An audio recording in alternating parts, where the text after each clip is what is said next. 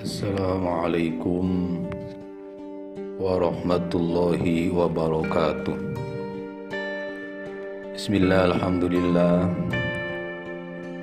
wassalatu wassalamu ala rasulillah wa ala alihi wa ashabihi wa mawala, wala hawla wala quwwata illa billah. Asyhadu an la ilaha illallah wahdahu la syarika lah, wa asyhadu anna Muhammadan abduhu wa rasuluhu la nabiyya ba'dah. Allahumma sholli wa sallim ala sayyidina Muhammad wa ala alihi wa ashabihi ajma'in. Subhanaka la ilma lana illa ma 'allamtana innaka antal alimul hakim. Kaum muslimin yang dirahmati Allah subhanahu wa ta'ala, betapa mulia agama kita. Bagaimana tidak,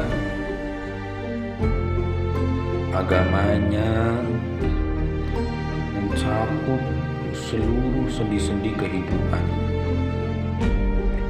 Salah satu cakupannya adalah membantu saudara kita, bukan hanya yang bersifat fisik, materi, atau kepentingan dunianya, tapi juga dalam hal kepentingan akhiratnya. Di antaranya, kita diajarkan untuk menolong saudara kita dari kezaliman maupun pelaku yang berbuat zalim. Islam adalah agama yang memerangi kezaliman.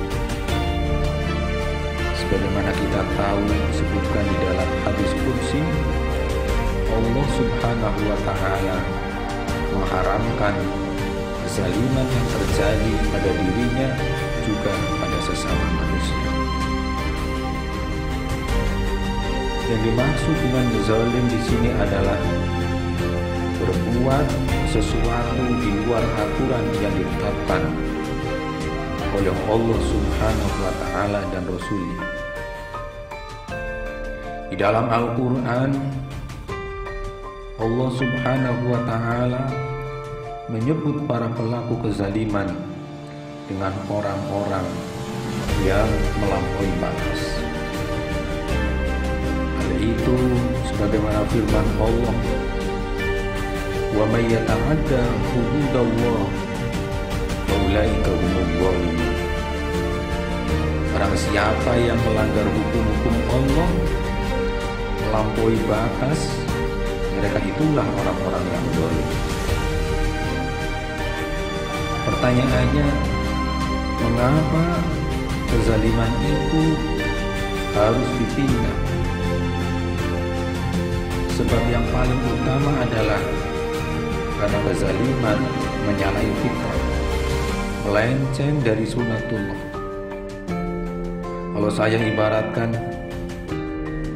alam dengan kehidupannya telah berjalan mengikuti jalurnya yang lurus, namun kemudian kezaliman membuatnya berbelok keluar dari rel yang seharusnya.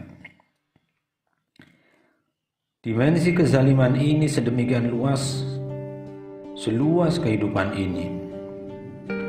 Korbannya juga meliputi semua level, bahkan dimulai dari kezaliman kepada Sang Khalik maupun kepada para makhluk.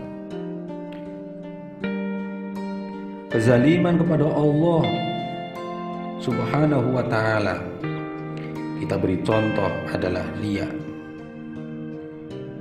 Beramal karena mengharapkan pujian manusia, bukan karena mencari ridho Allah Subhanahu wa ta'ala. Seorang yang riya dianggap zalim karena ia telah membelokkan tujuan amal yang seharusnya untuk Allah Subhanahu wa ta'ala dialihkan kepada manusia. Perbuatan ini jelas telah melanggar jalur yang ditetapkan Allah Subhanahu wa Ta'ala. Karena itu para ulama menganggap dia sebagai syirkul asghar atau syirik yang kecil. Dan Allah Subhanahu wa Ta'ala menyebut pula bahwa syirik adalah kezaliman yang besar. Inna syirka la zulmun azim. Sedangkan zalim kepada manusia, kalau kita lihat banyak sekali cakupan dan aspeknya, mencakup semua perbuatan yang merugikan orang lain tanpa alasan yang baik, yang benar, secara fisik maupun psikis maupun secara materi. Merugikan orang secara fisik, misalnya memukul dan membunuh. Merugikan orang secara psikis, seperti menghina dan mencaci maki. Dan merugikan orang lain secara materi, seperti mencuri dan korupsi. Jadi jika tidak berhati-hati, bisa jadi kita pun akan bisa menzalimi diri sendiri. Bagaimana bisa? Ya, karena orang yang berbuat dosa sejatinya tidak sedang merugikan Allah Subhanahu wa Ta'ala atau orang lain, tapi sejatinya ia tengah menjerumuskan dirinya ke dalam jurang kehancuran. Itulah sebabnya di dalam Al-Quran, orang yang berbuat dosa sering diungkapkan dengan bahasa zalamu anfusahum, atau ada bahasa yang lain yazlimu nafsah, atau juga anfusuhum yazlimun, dan masih banyak lagi bahasa yang lainnya yang sama intinya adalah menzalimi diri sendiri. Kezaliman kepada Allah maupun kepada manusia sama-sama berakibat fatal. Kezaliman kepada Allah Subhanahu wa Ta'ala menyebabkan hilangnya keberkahan amal, bahkan berujung pada kesesatan. Sedangkan kezaliman kepada sesama manusia akan mencederai persaudaraan. Akibatnya masyarakat menjadi rapuh dan bercerai-berai. Dalam tubuh masyarakat akan tumbuh rasa saling mencurigai dan membenci. Itulah sebabnya di dalam hadis Rasulullah SAW bersabda, unsur akhaka zaliman au mazluman. Tolonglah saudaramu yang berbuat zalim ataupun yang terzalimi. Seorang sahabat bertanya, wahai Rasulullah, aku bisa menolong saudaraku yang terzalimi, tapi bagaimana caraku menolong saudaraku yang zalim? Rasulullah menjawab, hendaklah kamu mencegah berbuat zalim, maka dengan cara itulah kamu menolongnya.